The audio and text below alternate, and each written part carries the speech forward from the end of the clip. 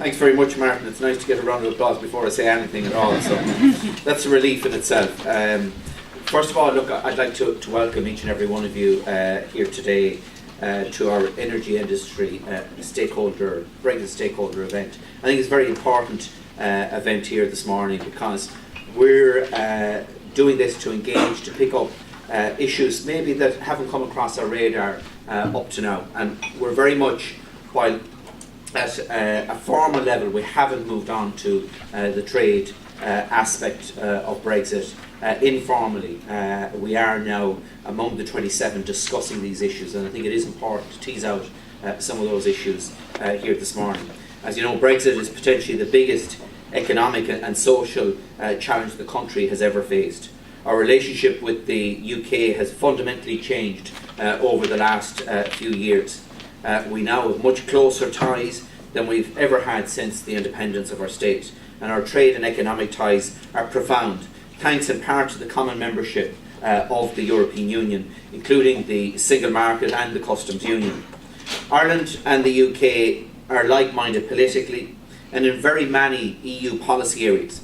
And with the UK leaving the Union, we stand to lose a friendly and supportive ally in many issues. And I suppose this is one of the biggest challenges that we as ministers have at Council of Europe now, is partnering up with other colleagues in other member states to put forward a particular perspective and agenda. The energy sector in particular has very many linkages on a north-south and on an east-west basis. The single electricity market is one of the first truly cross-border electricity markets operating in Europe, and one of the most visible and successful cross-border collaborations. Our gas infrastructure and our fuel supply chain, transport fuel supply chains, as well as their markets, work closely in tandem. Long before Europe started to look at regional solutions for energy, we had put it in practice on the ground. Brexit has the potential to complicate and change some of those relationships, but precisely how and when is still very unclear. We still have no visibility on the shape of the post-UK departure. That is why we set up this meeting here this morning, to ensure that we are capturing as many of your concerns and issues as we can. The energy sectors will continue to trade, but uncertainty is bad for markets and can lead to less efficient and more costly decisions being taken in the short term. The government is working tirelessly to minimise as much as possible the effects of Brexit on the Irish economy and society, and to ensure that our position is represented in the Brexit negotiations. This involves contingency planning, examining the diversification of our markets, as well as supporting enterprise. While the last rounds of negotiations have been constructive, the clarity has been reached on a number of issues.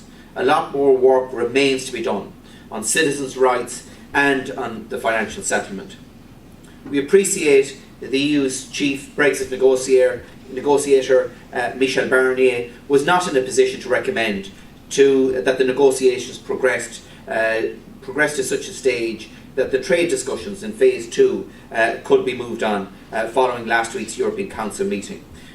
Michel Barnier has said that there is a new dynamic in the negotiations, and that it is hopeful that with the political will, decisive progress can be made over the coming weeks in advance of the European Council meeting in December.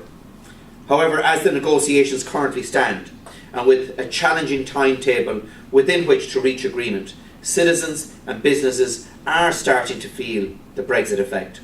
Among the main concerns for businesses in the face of Brexit are competitiveness, infrastructure decisions, and regulatory and legal underpinning of markets. The government announced a series of measures in Budget 2018 to further prepare Ireland's economy for the significant challenges ahead. These measures include a new €300 million low-cost Brexit loan scheme for business, as well as increasing staff working on Brexit in key locations of Brussels, London and Paris. With an eye on diversification, further investment has been committed to opening up new trade-focused diplomatic missions. This will ensure that Ireland has the required presence and expertise on the ground in order to grow business relationships in new markets.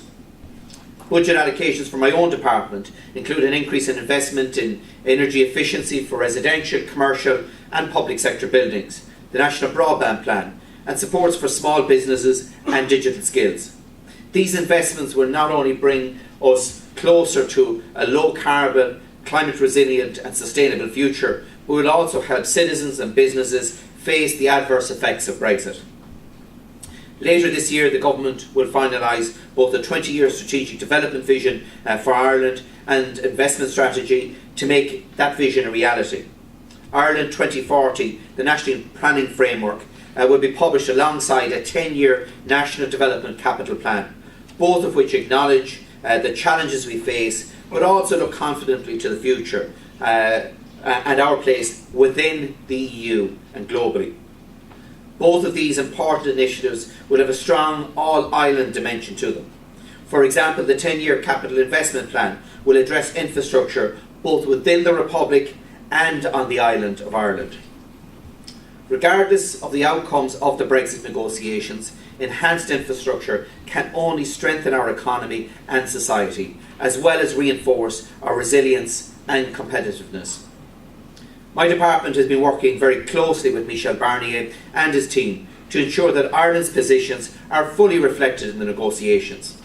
We are also very cognizant of the support that the other 26 EU member states have shown to Ireland's specific Brexit-related concerns, especially when it comes to the special relationship between Ireland and the UK, including Northern Ireland. Ireland's Brexit priorities are protecting the peace process, avoiding a hard border and the maintenance of the common travel area.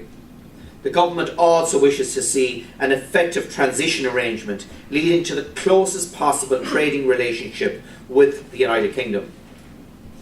However, overall negotiations are not progressing at the pace that we would like to see, and there remains, as I say, a lot of work to be done to ensure a good and successful outcomes for both sides. The EU 27 did, however, decide to prepare amongst themselves for the trade discussions when they commence. We want to make sure that we're reflecting energy industry's views as fully as possible in those discussions, and that is why I welcome the opportunity to engage with yourselves here this morning. Aside from Brexit, Europe is facing fundamental changes. The Energy Union is progressing and work is continuing on the digital single market, as well as work towards a deeper and fairer internal market. I think the digital single market and the digital economy will have a fundamental impact on energy and the electricity sector in particular. President Juncker's recent State of the Union address outlined further political priorities for 2018, including the European trade agenda, stronger and more competitive industry, and climate change. Ireland now has the opportunity to positively and constructively engage with these developments, firmly at the heart of the EU 27. And before I conclude, can I say that we had up to now, I suppose, we're able to feed in to many different views and perspectives through our colleagues in the UK on various EU issues. And I think now more than ever, the relationship that we have with industry here in Ireland, and also your connections throughout Europe with your umbrella organisations, are now far more vital than they have ever been to date. I think it's important that that is a two-way flow of information. Information from our department to you as the industry representatives and to your colleagues in Europe, but also from your colleagues in Europe through the industry representatives into the department as these issues change. And look and see, are there particular angles, are there particular issues that we should be developing bilaterally with our European colleagues. And I would urge you, in the very new climate that we have in Europe, to liaise with us on the broader European issues and not just on the domestic issues and the domestic implications for some of those issues.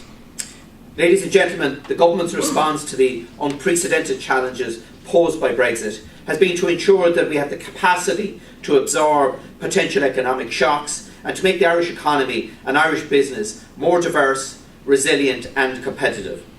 Today's objective is to hear and understand your concerns as our Brexit policy responds to the evolving negotiations. I look forward to the dialogue feeding into those ongoing negotiations, and I remain confident that we will ultimately see a pragmatic and effective trade agreement emerge that will ensure that our strong energy links remain well into the future. Gorabina Mahagod.